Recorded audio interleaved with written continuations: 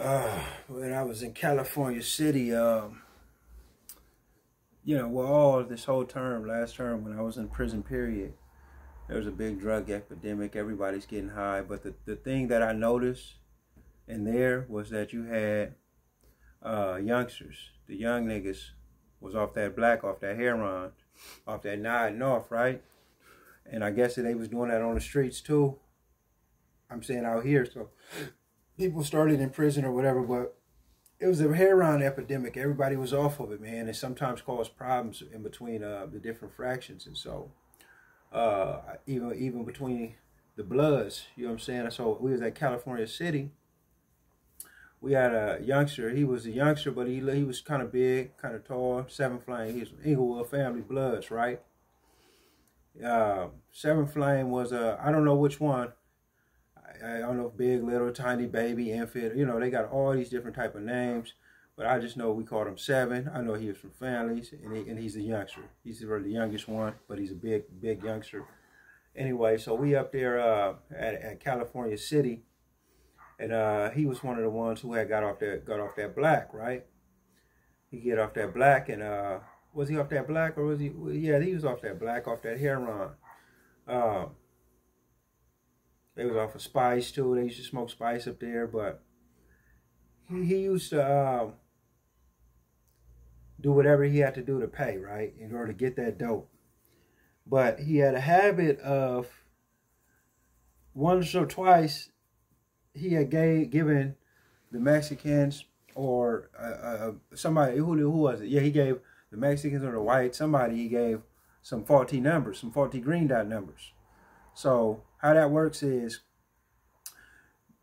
green dot, basically you have your family load a green dot or somebody load a green dot, $50 on a green dot, and you get the 14-digit PIN number, 16-digit PIN number, something like that. And you just give it to whoever you want to give it to pay for whatever you want from them, right?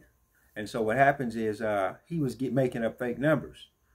He would give them the numbers, they would give him the dope, he would do the dope. By the time they checked the numbers, ain't nothing on it. So he was good. He kept doing that though. By the time they catch on, he have another script for him, like, oh, is that right, man? I probably gave you the wrong number. He'd mix up the numbers. But anyway, it got back to the Bloods, right? That he kept doing this. And so we had to tell him, hey, yo, check it out, man. Right now you are on, you red flagged. When you get red flagged, what that means is pause, like a red light, stop, nigga. You red flagged. We tell it, the whole yard gonna know, basically. The Mexicans know, the Crips know, the white boys know, the Paisas know, and the others know. Everybody's gonna know to not sell you any drugs because you red flagged, which means we want you to stop. He ain't gonna be able to pay, and we telling everybody, y'all need to not sell him nothing because he can't pay, and we not about to pay for y'all. We're not about to pay for him. So we're giving everybody fair warning. Stop selling this motherfucker some shit. Well, they're in jail, in prison.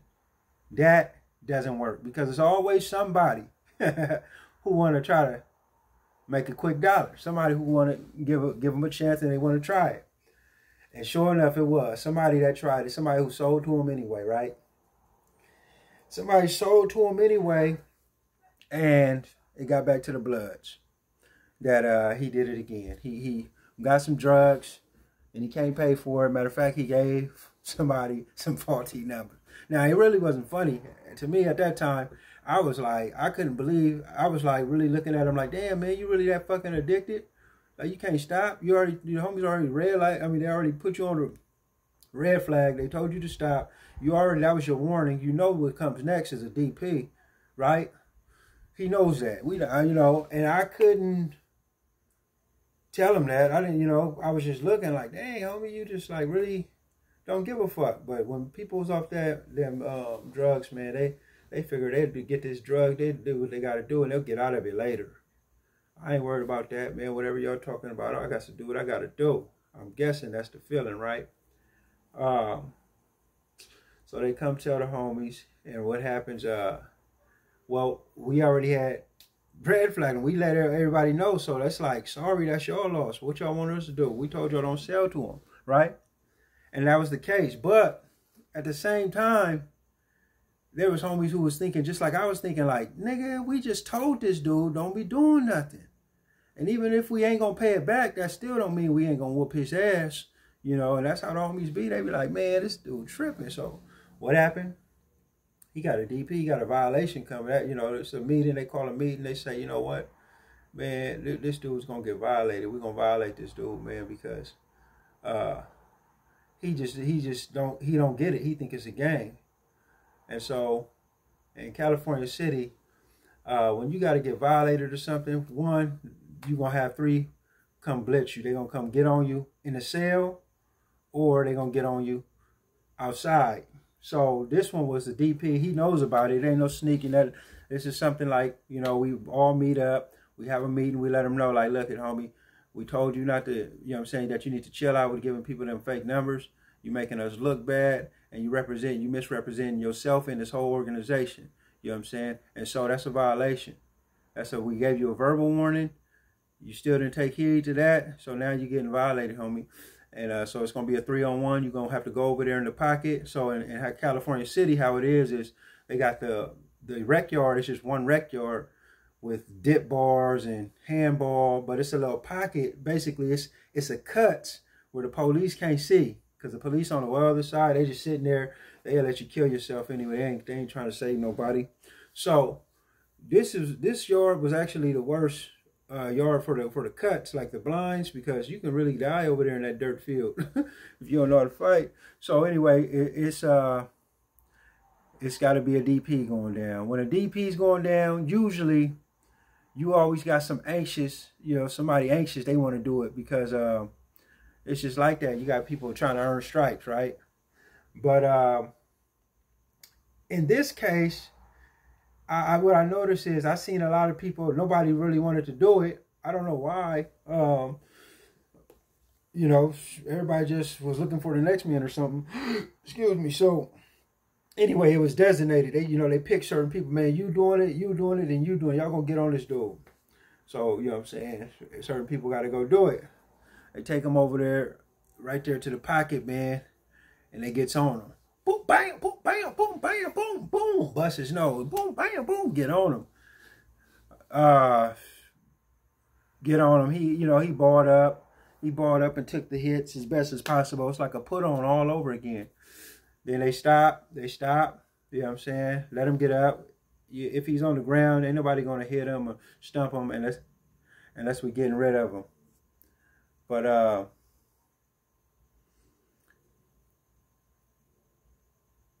he get back up. He got to get back up. It's another round, man. They telling him y'all got to go like 3 rounds.